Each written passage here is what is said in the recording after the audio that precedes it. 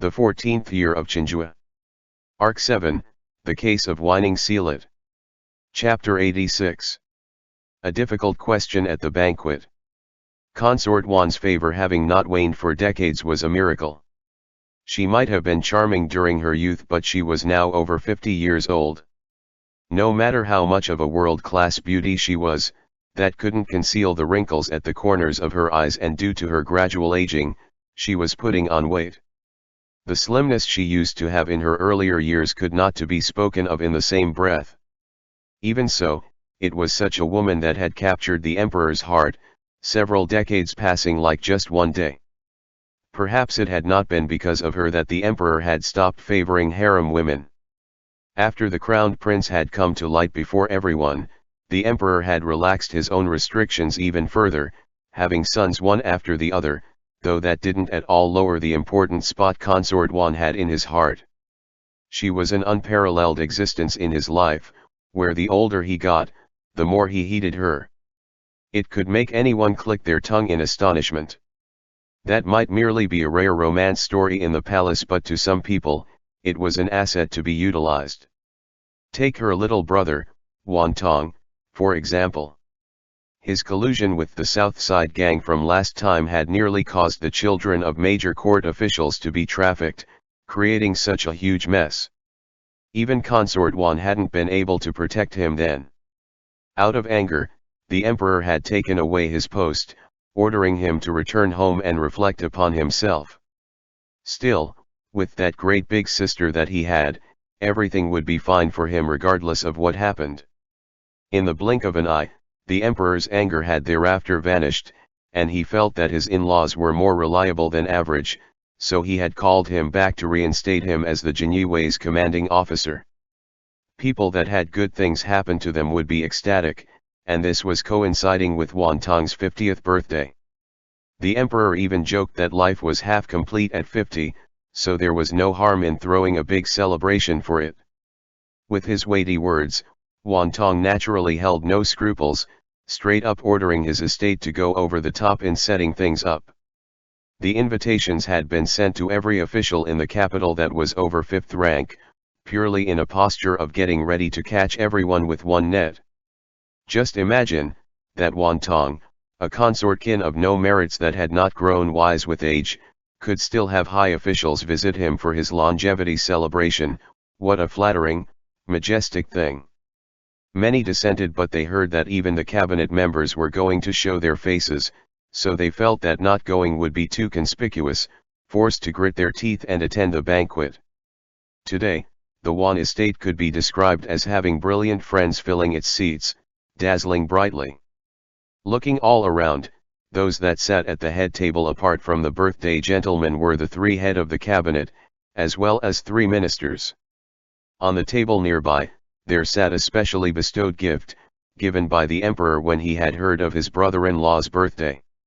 In addition to those few, bystanders could see from a distance a couple of powerful figures that had shown up before the emperor recently: Public Affairs Officer Li Zhizheng of the Office of Public Affairs and Chief Eunuch of the Eastern Depot, Ming, who was as equally famous to and in a bitter rivalry with Wang Ji. With the Eastern Depot's status, Ming was able to sit at the head table. This was not shocking. Had Wang Ji come today, Wan Tong would have had to invite him to the head table, too. However, Li Zhizheng was a 4th-rank public affairs officer, yet was sitting with high officials and royal family that drew quite a bit of interest. Today, guests filled the gates, horses and carriages flowing like water, the doorman's hands going soft from all the red envelopes being taken at the doors. As it came to be later, whenever he saw someone he didn't recognize or was of a lower rank, he wouldn't even bother to smile, looking at people much like he would at plates of food. Guests being a bit bothersome would make his nose quickly go askew in annoyance. No one was going to come by wearing their official's uniform on such an occasion. The people Tang Fan came with were those who had been in Hanlin Imperial Academy with him back in the day. Even though they all had come from more or less the same circumstances, their later encounters had been individually different. Some had become lecturers at the East Palace and were giving lessons to the Crown Prince, some were still simmering their qualifications in Hanlin Imperial Academy, and some had entered the 6 ministries and 5 courts, like Tang Fan. However, after these few years, it was Tang Fan that had been promoted the quickest. The reason for that was that his luck had its ups and downs, and perils had sprung up in his life, making his road incomparable to those of others. As was said, the higher the risks were, the higher the rewards. Those with capabilities would eventually be able to occupy high positions.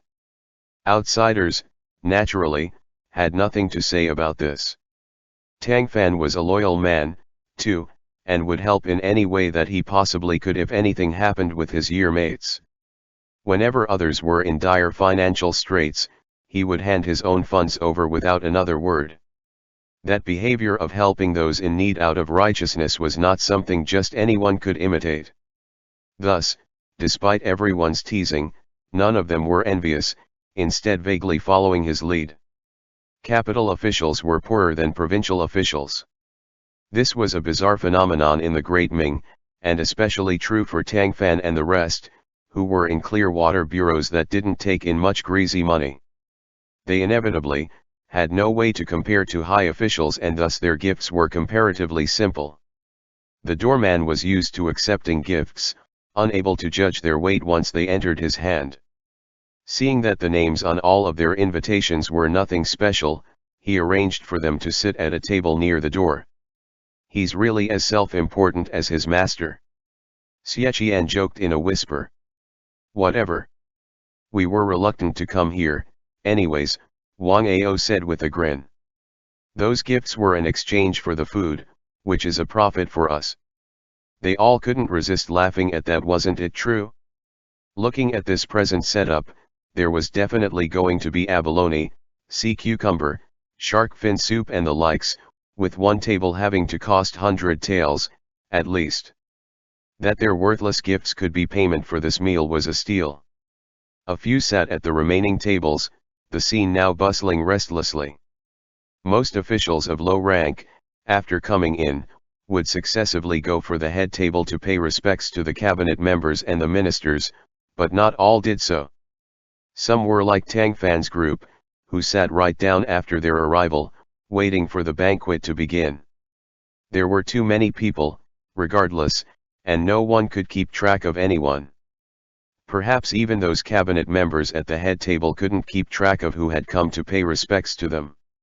Tang Fan's eyes briefly swept around and he saw Suizhou, who was at the third-ranked table and happened to raise his head. Their lines of sight meeting, they both smiled a bit. The curve of Suizhou's lips was much smaller, of course, and Tang Fan couldn't necessarily see it clearly from so far away, but he could still sense that the other was genuinely smiling. Within this exchange of smiles, there was a mutual rapport and implicit understanding. The table Suizhou was sitting at was for meritorious officials, with not many arrivals to it. As was evident, none of the nobles really placed too much importance onto consortkin like Wantong, who relied upon women to get up in the world. Despite not having power, famed families were still famed families, and many of those titles had been received from helping Yongle seize the throne back in the day. Such people had enough confidence to not give Wantong face, and apart from being unhappy, there was nothing he could do against them. Strictly speaking, Suizhou also belonged to the ranks of consortkin, but he actually have talent. One look told that he wasn't like Wantong, and due to that, he wasn't isolated by the others of the table. Judging from Suizhou's personality, he certainly wasn't fond of attending events like this, yet he worked under Wantong and it wouldn't be good were he to snub him. Though, even if he was sitting there, his expression was grave, not that much different from how he normally looked. Aside from Tang Fan, no one could tell whether he was ultimately happy or not. At the second-ranked table were more officials, among which was Tang Fan's teacher, Qiu Jun. Now being the right capital censor, he sat with the left capital censor, Chang Ziwen, as people occasionally came up to greet the two of them.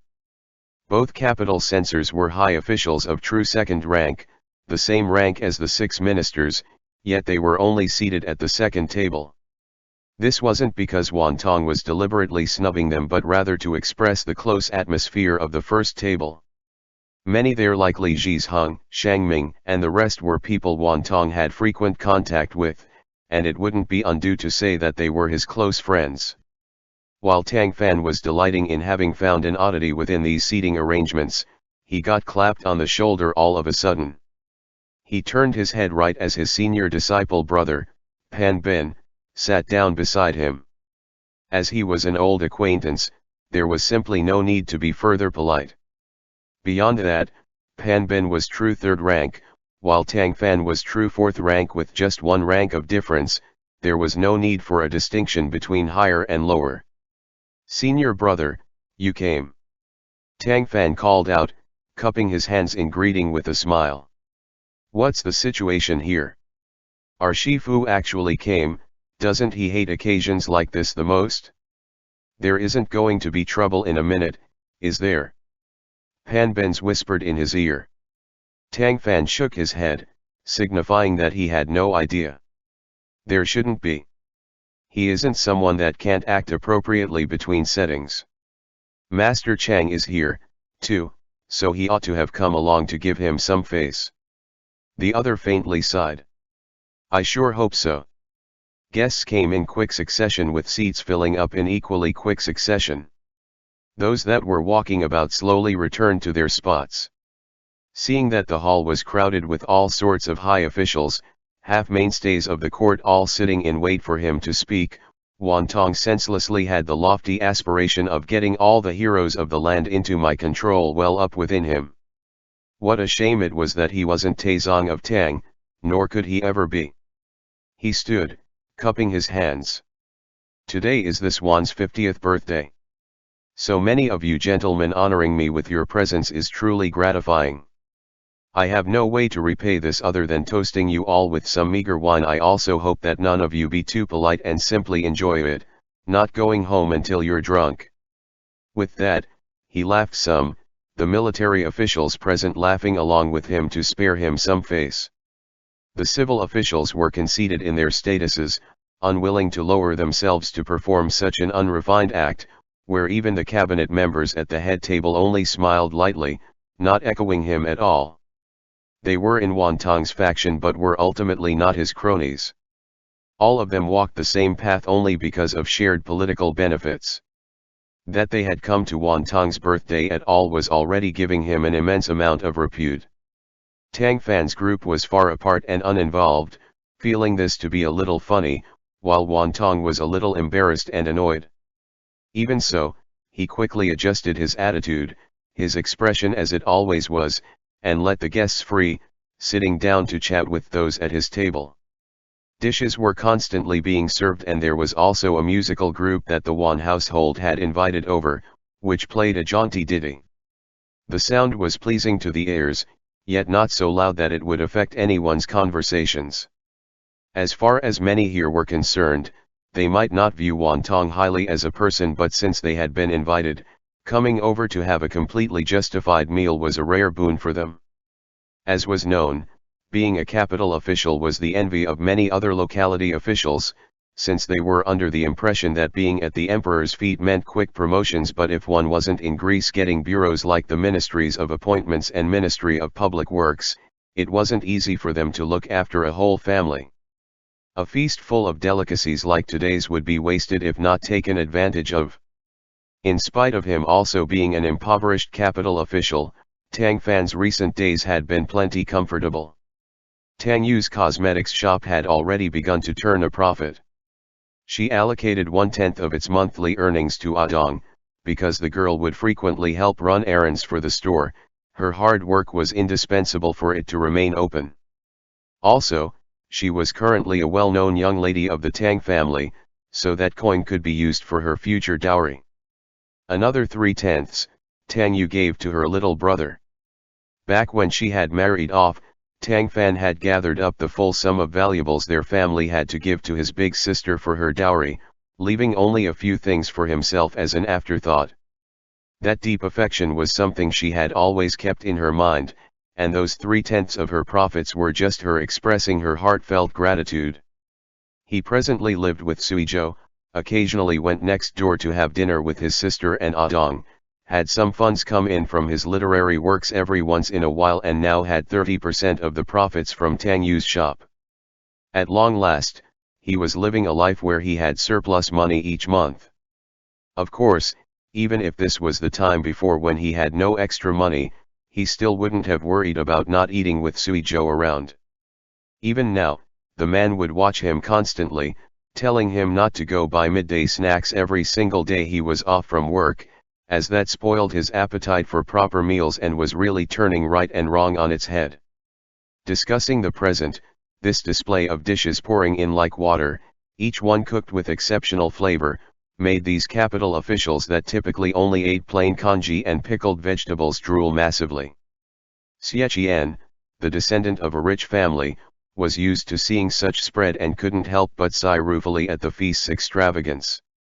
Wang Ao, who was seated beside him, saw him slightly shake his head and asked, "What's wrong?" Xie Qian used his empty chopsticks to pick up one delicacy that had just been served. This is honey-roasted deer tongue, made from a fawn's. Only the tongue is extracted, and there's a restriction to the fawn's age. This dish alone likely costs about 100 taels. Hearing this, everyone couldn't help but be speechless, all having a total new comprehension of the lavishness of this banquet. Still, they hadn't spent this money themselves. Despite their surprised gasps, they were not too hesitant in picking up their chopsticks. Due to Xie Qian's introduction, they became curious about the deer tongue dish and took turns quickly tasting it. At right that moment, Li Zhizheng was heard to say, "Lively people are across the board, today. Having food and wine isn't enough. It would be better to play drum and flower to liven things up, though we'll use the little lady's pipa in place of drums. As soon as the beat stops, whoever is holding the flower will recite a verse or couplet to congratulate the birthday gentleman. How about that?" Wan Tong laughed. "Everyone here is of remarkable literary talents. As crude a man as I am that I can read at all isn't too bad. I might not even be able to appreciate all that, as it'll be the equivalent of playing the cheen for a cow. Whoever has the flower might as well tell a raunchy story. Then again, if it comes across someone pedantic and inflexible, that'll be a headache, so let's not." He was actually being sincere. Not a culture snob, he straight up admitted that he would understand nothing.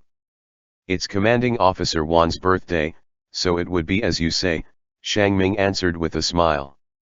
"Since poetry can't be done, how about we switch it to each person telling a story? It needs to be a very interesting story, not one that skimps. If everyone thinks the story isn't interesting, we can request that the one in question tell a new one." "What if you don't have a story to tell?" someone asked. "That's easy.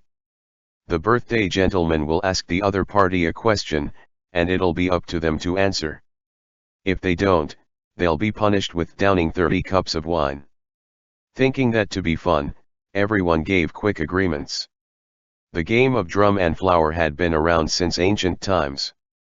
With so many people arranged at separate tables like they were today, after one was fully passed, the last person to get the flower would pass it to the guests at the nearest table, and it would continue like that until the sound of the strings ceased. The playing woman was asked to turn around. Maids of the Wan family immediately offered up a flower made out of silk. A short time later, the pipa sounded out, and the flower began to pass around the first table. When it reached Lu Ji's hand, the music abruptly stopped. Everyone looked at the greatly unlucky cabinet member, beginning to laugh evilly. Lu Ji was collected though, getting up and cupping his hands. "I shall be disgraceful by telling a joke, then." It was said that in the Song Dynasty, there was an official with the surnamely that presented verses to a higher up of his, one sentence among them being, "My little brother was lost south of the river, my older brother died in a northern pass." The higher up saw this and sympathized, saying, "You are too tragic, to have your brothers all dead." Official Li answered, "No such thing happened." This humble official was simply crafting couplets. He deliberately paused. Upon hearing that there was a second half to this, everyone listened up curiously. His higher-up then said, "You can just completely swap that out for this: loved concubines doze in the home of monks, pampered wives sleep in the room of the Dao. Why make your brothers be dead for no reason?" After hearing that and letting it sink in, the hall was uproarious with everyone's laughter, all of them clapping hard. The atmosphere warmed up at once. Lu Ji had passed and the game proceeded. When the string sound stopped for a second time, the silk flower was in the hands of Chenghua, left assistant minister of appointments. He, too, told a joke, but it was one that had gotten old over a decade ago. The crowd made a fuss, saying that it didn't count. There was no distinction made between higher and lower officials during such a spectacle, as using the air of a superior to suppress people would be much too boring. With no other choice, he had to rack his brains to think up another one, and only then did he pass. The sound of the strings varied in length. At the third time, the silk flower ended up in the hands of the right capital censor, Qiu Jun. Right then, even Tang Fan's table cast all of its eyes and attentions over to him. Just like how Tang Fan had guessed, Qiu Jun had indeed only come here to give the left capital censor repute. Both capital censors belonged to the same rank and were in charge of the inspectorate, but according to current custom, the left was slightly more important than the right. Thus, Chang Ziwen was the head of the inspectorate, in reality. The latter was a people-pleaser with the mannerisms of a gentleman. When he had been scolded by Qiu Jun, who was deeply aggrieved by that improper trend spread throughout the inspectorate, Master Chang had not gotten angry but rather advised Qiu Jun to not try to get results in one bound, as those should be gotten in increments. Although Qiu Jun hadn't agreed with his viewpoint, he was quite respectful towards his colleague who was in actuality his senior. This event was an example. Were it not for Chang Ziwen personally inviting him, he likely wouldn't have come. Since he had come, he couldn't senselessly diminish the dignity of his host and told a joke to the crowd, willing to accept his loss in this bet. Unfortunately, Master Qiu was a famed Neo-Confucian that was stiff by nature, so he really wasn't great at telling jokes. Everyone uproared, wanting him to drink. At that moment, the Wan steward, who was filling the post of command giver, smiled and spoke up. The rules state that the birthday gentleman should ask a question first. He'll have to drink only if he can't answer. Wan Tong laughed. I don't know what to ask. Do any of you have any questions? I can back down. This humble official has something to ask Master Qiu, Li Zhizheng then spoke up. That's fine, go on and ask. Wan Tong answered breezily. Li Zhizheng cupped his hands. Could you answer one question, Master Qiu? If you do, you will pass. Qiu Jun wasn't fond of types that ascended by mere luck like Li Zhizheng, but this was a birthday banquet, not the court. It wouldn't be appropriate to bicker too seriously. He just nodded. Go ahead and ask. I heard that you once denounced Wang Ji. Everyone had been steeping in the happy mood, none of them having expected that he would suddenly bring up court matters. They were all slightly shocked. The hall slowly quieted down. Qiu Jun gave him a look. Yes. And? You are of upright character, Master Qiu. I truly admire you. Dare I ask, if you were told to denounce him again, would you dare to? Given that one wasn't a moron, they could hear something amiss in those words. How could someone ask such a fun-spoiling question at a perfectly good banquet? Looking to Wan Tong, he currently had his head turned to Wanan to speak to him in whispers. It seemed like he wasn't paying attention to what was going on over here at all. How was Qiu Jun going to respond to such an instigating question? Say that he would dare to, and that was tantamount to accepting it. Were Qiu Jun to not present a memorial later on, it would demonstrate that his word was not to be believed. Say that he wouldn't dare to, then wouldn't people believe that he was scared, and too afraid to face off against Wang Ji? Tang Fan slowly set down his chopsticks, his face getting harder and harder to look at. Clearly, Li Zhizheng and the rest had conflict with Wang Zhi, so they had purposefully chosen this occasion to set up a trap for him. As for Qiu Jun, since he had denounced Wang Zhi before, he was logically being made into a raft. Pan Bin's face paled beside him and he whispered, "As soon as Shifu opens his mouth, he's going to offend someone. I'll stand up in a second and say that he's not feeling well, while you'll go take him away." Tang Fan shook his head. "Don't move. I've got it." Qiu Jun's complexion wasn't nice to look at, either. He was no idiot, how could he not know of Li Zisheng's intentions? His own denouncement of Wang Zhi had been out of public outrage, not private enmity, but to these people, since their interests clashed with Wang Zhi's, they were taking him as being on their side, just with different views. Had his action become a joke, in their eyes? He laughed coldly. Right as he thought to berate Li Zhizheng, he heard someone's crisp voice. "Master Li has broken the rules of the game." Shocked, he followed the source of the sound, like everyone else was. His youngest disciple was standing there, a smile on his lips, his presence unsurpassed. Li Zhizheng was displeased. "How did I break the rules?" Tang Fan lightly smiled. "The rules we just agreed to only required the other party to answer one question, and Master Qiu already answered you. You asked if he denounced Wang Zhi and he said yes. Yet, you also asked a second question. As that broke the game rules, logically speaking, shouldn't you have to drink as punishment?"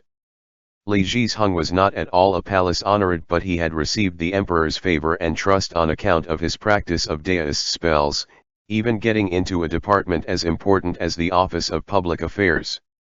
Now, he was red-hot popular enough to scald the hand, and no one dared to offend him, making him feel quite good about himself as time went on. He had set a snare for Qiu Jun, aiming to agitate the man into denouncing Wang Zhi, precisely because he knew the old man had gone to Nanjing on account of Wang Zhi before. With Qiu Jun's haughty personality, indirectly influencing him would be of great use. Unexpectedly, a Chenghua had popped up to ambush him partway through his attack, thus helping Qiu Jun out of this predicament. Li Zhizheng automatically narrowed his eyes, sizing up the young man before him. "Who are you? Why don't I recognize you?" He had believed that with how young the other party was, he was at most a fifth-rank official, but Tang Fan answered, "Left Metropolitan Censor, Tang Fan." He was actually true fourth rank. Li Zhizheng startled slightly, promptly remembering the man's identity. "Are you that Tang Fan that became famous for solving the Xianghe County case some days ago?" He himself had only recently been promoted. Before he had even come to the capital, Tang Fan had already gone to Henan to investigate the Song Emperor tomb, after which he had been dismissed. Meanwhile, Li Zhizheng had been wholeheartedly boring into the palace, having therefore not paid any attention to him. Tang Fan cupped his hands. That was a mere trifle. Li Zhizheng couldn't help but get angry, thinking to himself, "I'm provoking Qiu Jun, what does that have to do with you? Was you jumping out to help him out of his situation necessary?" Seeming to see his thoughts, the other smiled. "Allow me to explain, Master Li. Master Qiu is this Tang's Shifu. His disciple toiling to solve his troubles is only natural. Since you've broken the rules, should you not get the drinking penalty?" With that, he reached out and beckoned. Li Zhizheng was taken aback. Wan Tong, on his end, laughed loudly. He should. 30 cups of wine, Master Li, though that's really up to you." Li Zhizheng forced a smile. "Those willing to take bets must accept defeat. I'll take the punishment, of course." He ordered someone to pour the wine, then drank 30 cups in a row. Time seemed to slow down for everyone in that moment, and they all applauded. Seeing that the crisis had been averted, Tang Fan sat down again. "You shouldn't have been so impulsive," Pan Bin said to him. "You've offended Li Zhizheng this time, and that's not a man of nice words." Tang Fan knew his reminder had good intentions, so he laughed. I don't start things, but I'm not afraid of things that are started. As a disciple, if you see that your mentor is having difficulties yet don't act, not only will your mentor's prestige lose luster, but even we as disciples will certainly be pointed at by others. As Panben seemed to want to say something still, he comforted him. Brother, I've already offended Weining because of what happened with Liang Wenhua, so there's no need to worry about bearing more debts. One more won't be a big deal. You shouldn't take after me. If I get unlucky in the future, I'll have to rely on you to help me out. Panben's young junior was simply of meticulous thought. As the other had already spoken through about the good and the bad, what else could he say? He inwardly sighed and conceded, then proceeded to pat Tang Fan's shoulder, and didn't say anything else. He had been a bit envious of his junior's rapid promotion rate, getting near his own level in a brief couple of years, but one had to give as much as they got. Tang Fan being able to get great opportunities lied within his own great wisdom and great bravery. Others could not envy that.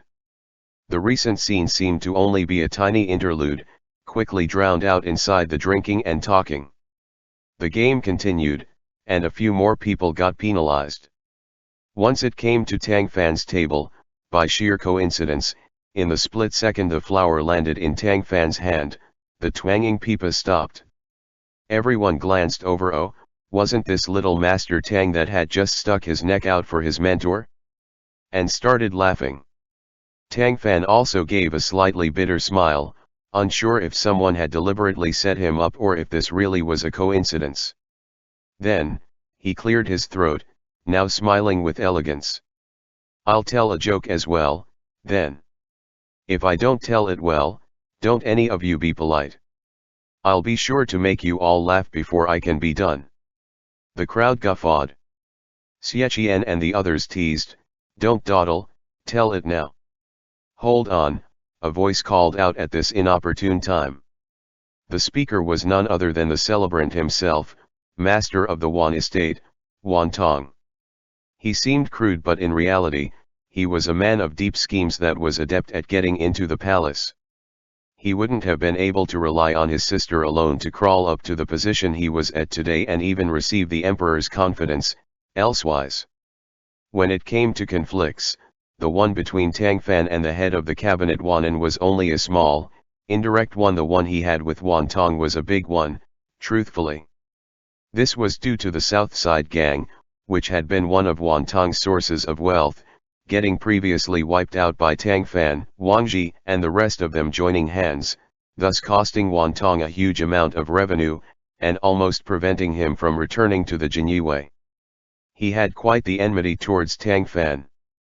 To this point, despite the main culprits included Wang Ji and Suizhou, bringing those two down was no easy matter, especially in regards to Suizhou, who now had a lot of the emperor's trust. Wan Tong didn't want to end up invoking the emperor's unhappiness due to a moment of impulsive behavior. By contrast, Tang Fan was a minor, inconspicuous figure. He had become greatly famous in recent times, but in Wan Tong's opinion, messing with Tang Fan so that he couldn't be an official was easy. The issue was how to drag Wang Ji and Suizhou into the water, too. He hated the three of them unto death, but on the surface, he was as undisturbed as ever, and he had still happily used his birthday to invite two of them over. After he said hold on, he smiled at Tang Fan. Don't tell a story this time, Master Tang. I heard that you're a god at solving cases, and I happen to have a little case of my own that's thorny and difficult to solve. I'd like to ask you for your help in solving it. By means of the Xianghe case, everyone had come to hear of Tang Fan's name, and they all became rather interested at Wan Tong's statement. Tang Fan smiled. This Tang is untalented and cannot be called a case-solving god of any sort. There's numerous gentlemen here that are more talented than I am. How would I dare to be Lord Guan, brandishing a broad saber before the gates? That would be much too lacking in self-awareness of me. Head of the cabinet Weining twirled his mustache. All right, Censor Tang, don't be so modest. Old brother, do tell, I believe that everyone is intensely curious to know. In order to hug Consort Wan's thigh tight, Weining used his shared surname to call her his relative. As she was from humble origins, she had naturally been willing to have such a noble relation, and they had hit things off immediately. Hence was why Weining, glorified as the stately head of the cabinet, called Wantong old brother. It was comical, but unsurprising. Wantong grinned. Very well, I'll just say it. It goes that my neighbor has 2 sons. He became wealthy through commerce and doesn't want to split his assets, so he's thinking to select one of his 2 sons to inherit the family capital. However, the older is neither filial nor virtuous, while the younger is sharp in wit and adept in grasping the feelings of others. My neighbor is in a bit of a hard spot. According to logic, the older son is the eldest, so him inheriting it is right and proper, but if it did come to be in his hands, he would only squander it. Even though the younger is young, he would certainly be capable of expanding my neighbor's business. In your view, Master Tang, if there can be no split in assets, how should this be sectioned off? Who should the assets be given to? End chapter.